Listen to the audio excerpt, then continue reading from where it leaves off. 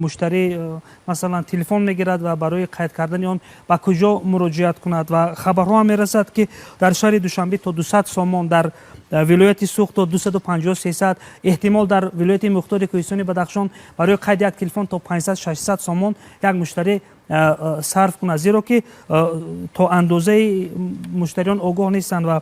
و بیاید سری موضوع اندیشه رانی کنیم، ابراز عقیده کنیم و با مشتریان خود فهمونیم که مسئله در چیست. برام مقصد اساسی جوری نمودن سیستم دولتی این از بین بردن واردات غیر قانونی تلفن، پلانشت و دستگاه سیار است.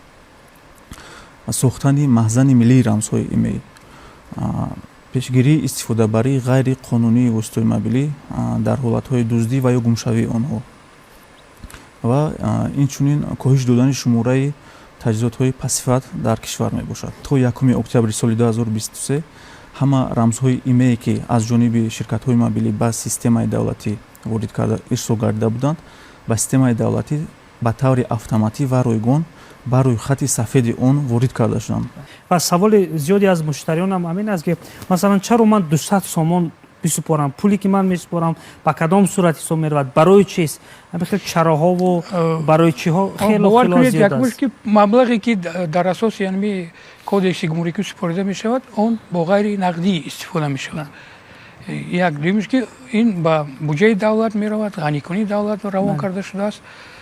با سوالای بسیار پیدا می شود که آدمای پیدا شدن که میان رو استفاده از این سیستم ها گویا که خودشان با مبلغ کم در سیستم وارد میکنند. شاید خیلی برنامه‌سازا متخصصا بسیار هستند، مثل برنامه‌سازای رسمی، غیر رسمی، این هکرها، لیکن این آینده ندارد. ممکن یک ماه دو ماه کار کند. در حالت پیدا شدن دو ایمیل یگانه هر دوی آن بر روی خطی سیاه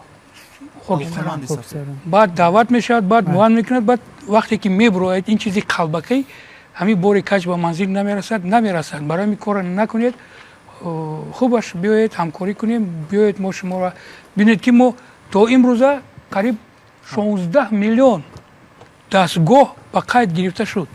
این در نظر دارد نه تنها تلفنی موبیلی، سیستم تلویزیونی که با سیم کارت کار میکند، نوتبوک ها، گادجت ها و دیگر تکنولوژی که در اساس تکنولوژی اجتماعی که در اساس سیم کارت عمل میکند و سیستم تشکل شده است. سیستم یکم درجه روان کرده شده است برای تامین امنیت شخص، جمعیت، دولت، امنیت جسمانی، بعد امنیت اطلاعاتی، تامین امنیت اطلاعاتی و دیگر سیستم ها. بعضی مردم، بعضی شخصانی هستند که تا ماه سپتامبر تلفنشون فعالن، لیکن افسوس با همون SMS پیامکی که روان میکند شرکت ها که مرحمت بیایید به خرید گیرید اهمیت ندادن.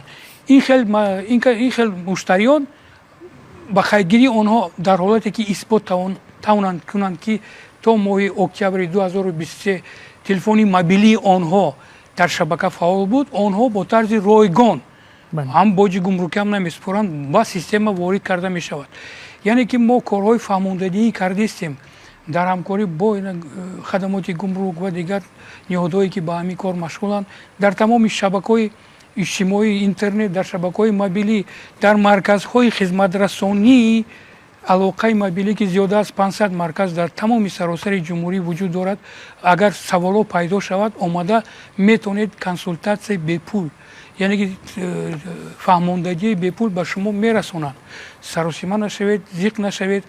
این طلب یک بار که اجرا کردیم بعد برای فایده خمون می شود، برای ضرر نیست.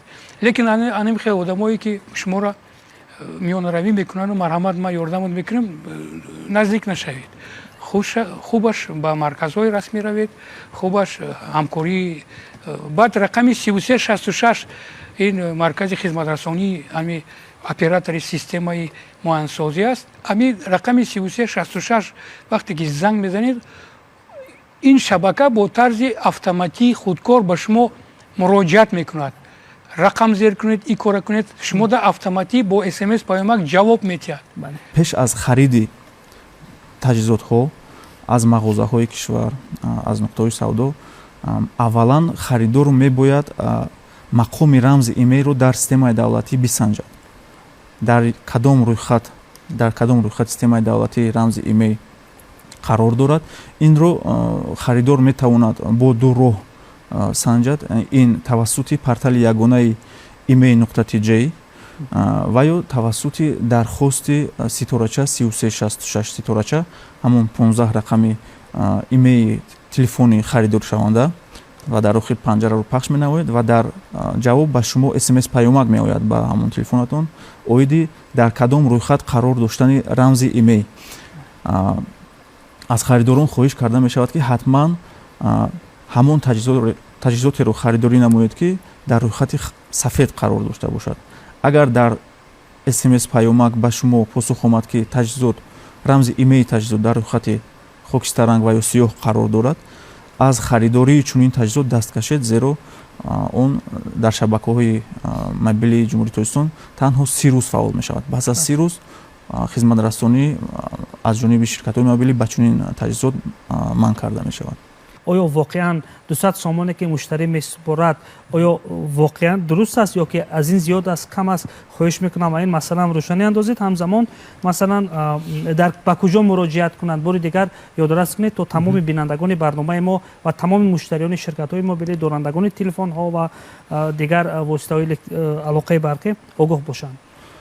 дар нуқтаҳои савдо агар фурӯшанда ба шумо маълумот расонад ки ба расмият дарорӣ ё ба қайдгирии рамзи имейл ин уҳдадории худи харидор аст, бовар накунед. аввалан рамзи имейл онро санҷед. мақоми рамзи имейлро дар системаи давлатӣ тавассути портали ягонаи email.tj ва ё дархости 3366 ситорача 3366 панҷара ё ки ба рақами телефони боварии хадамот 221 309 мо доим дар алоқа. инчунин дар мессенҷерҳо бо рақами 99 30 3366 мессенҷерҳои WhatsApp ва Telegram метавонед саволҳои худро низ ин шабакаи email.tj. бале.